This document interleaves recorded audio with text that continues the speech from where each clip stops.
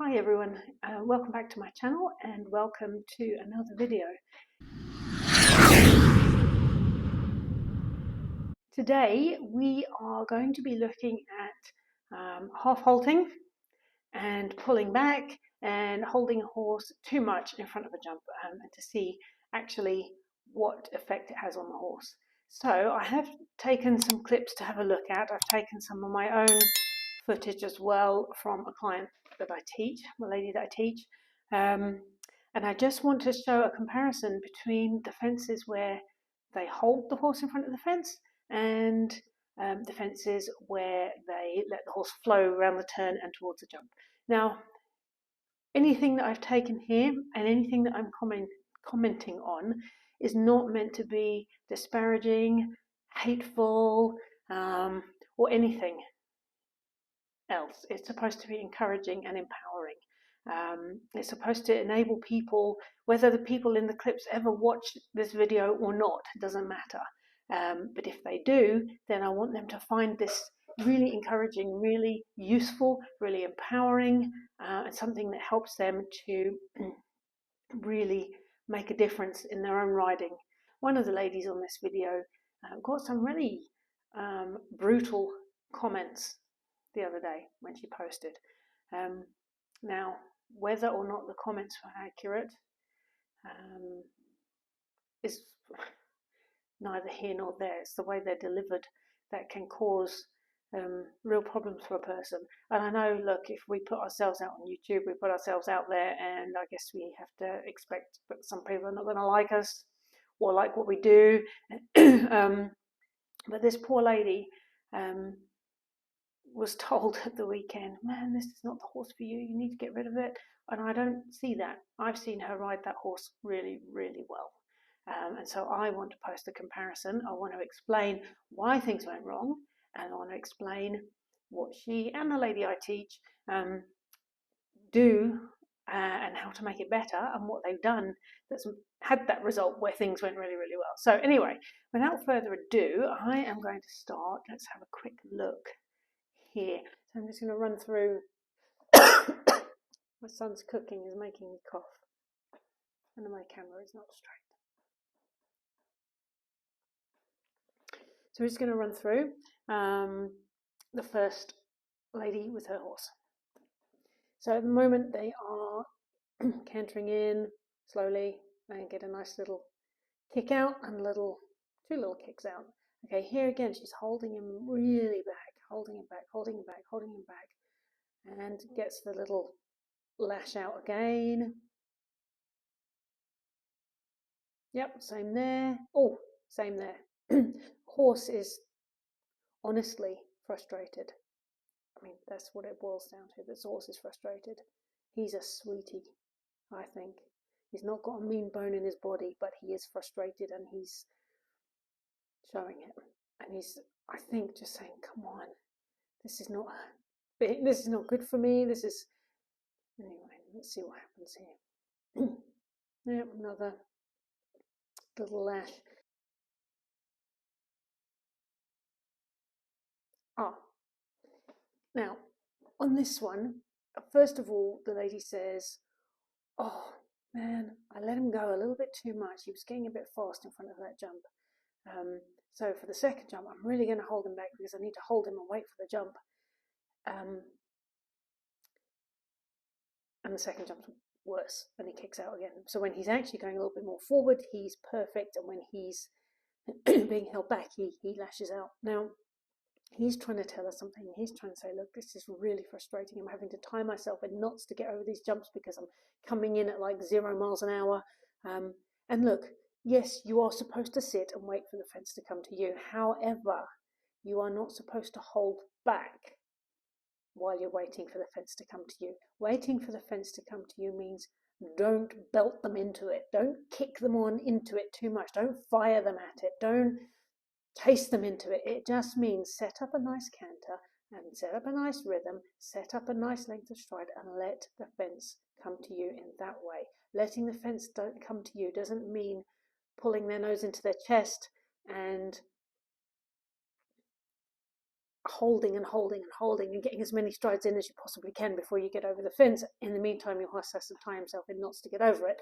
Okay, so the difference between the first and second jump here just shows that when he's going more forward, he's lovely. When he's held back, he's just like, ah, please stop. Now, for comparison, she had a lesson with a guy that I trained with, 20 something years ago. He's a very good teacher. And I tend to jump horses the way that he does, in the sense that it works.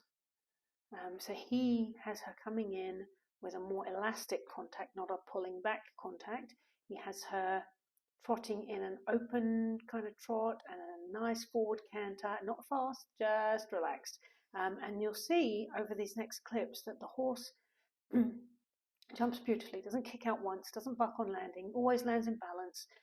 And then whether he has to get in close and make an effort to get over the jump or whether he's a bit far away and throws a big jump makes no difference. He just is beautiful. Over the jump, on landing, on the getaway, he's just beautiful. And the only difference, the whole difference, is down to the fact that he has a far more forward, more relaxed, more open kind of approach with an elastic contact that's not hanging onto his back teeth. And this, again, is not to be mean. This is not to pick someone to pieces. It's just to say you can do it, you have done it, and to explain to everybody else the difference between the results that you get. You know, you do this in front of the jump, you get these results. You do that in front of the jump, you get those results. And that is just the way it is. That's it. With very, very few exceptions, I'm sure.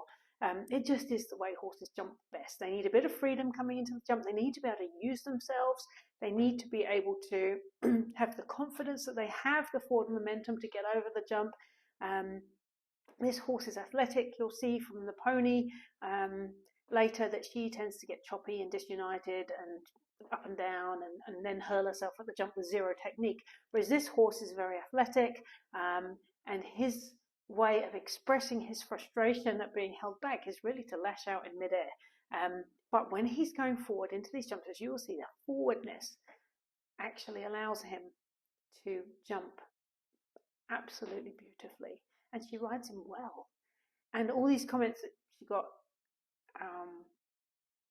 about her riding, well, maybe some of them were on point, but maybe a bit brutal in the way they were delivered.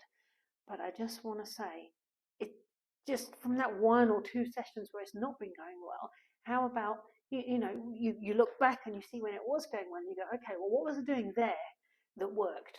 And therefore, what do I need to recreate in order to get that result again? And it is standard, it is consistent, it is something that will work all the time. Is when you get the horse relaxed and forward, the jumping goes nicely. And that's it. So I'm going to press play now and we will have a little look. Okay. I mean, what a sweetie. He's so lovely. I really like this horse. Yeah, he's lovely. He just plods in, plods away. No drama. What a sweetie. Even there, when he threw a biggish jump, he didn't kick out. He tucked his back end under him, but he didn't kick out. And there, he was a bit more relaxed over it.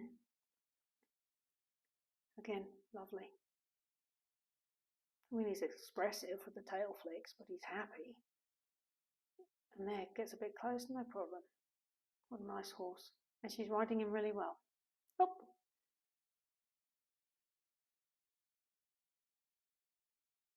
Yeah, really nice.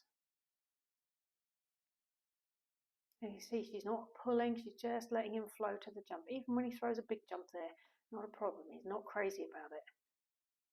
And just do a little comparison again of the holding back and then of the letting him flow. Here we go.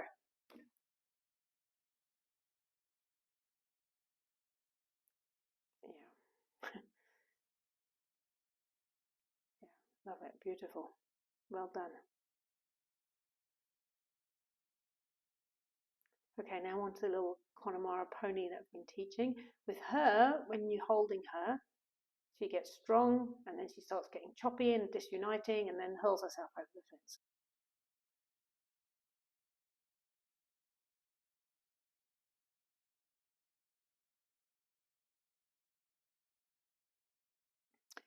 Now, I made a mistake here.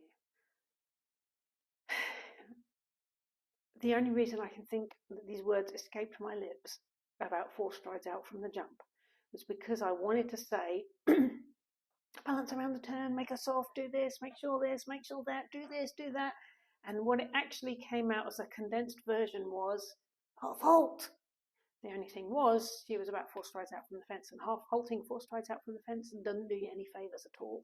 So you guys whose horse is up and down and then fire at the fence, don't half halt in front of the fence. When you do, this is what you get. Are you ready? Oh, okay, hang on. Here we go.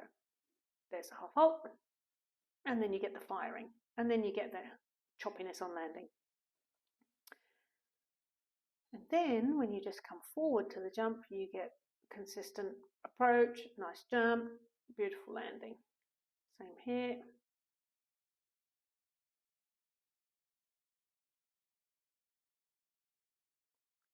And nice length of stride all the way in, nice and even, nice and forward, nice and relaxed, beautiful, beautiful jump, no choppiness, no disuniting, no anything, just beautiful. And that really is it. You want to jump well, you need to work on rhythm, relaxation, bit of roundness, but it doesn't have to be too far back at you, just nice and soft and, forward in the rounded sort of contact, elastic contact, and just keep the rhythm and let the fence come to you. But you need to have a kind of forward, more open stride. You don't need to have a backwards pulling back at them, or holding them back, because then you just get up and down and choppiness, and then you get them either hurling themselves over the fence or tying themselves in knots, or you even get a refusal. You need forward, relaxed, rhythmical, keep the same length of stride all the way in, and then you'll have a lovely, lovely time jumping your horse. With that said, obviously working on all this kind of stuff on the flat first, working on the quality of your paces and the rhythm of your paces really, really helps when it comes to jumping. So if you haven't got the ability to do that on the flat, you're going to have problems when you're jumping as well. But if you can sort all that stuff out on the flat, then it's going to go well for your jumping. Anyway, thanks ever so much for watching. Please like and comment and subscribe and all of that stuff. And I will see you for the next one. Thanks very much. Bye.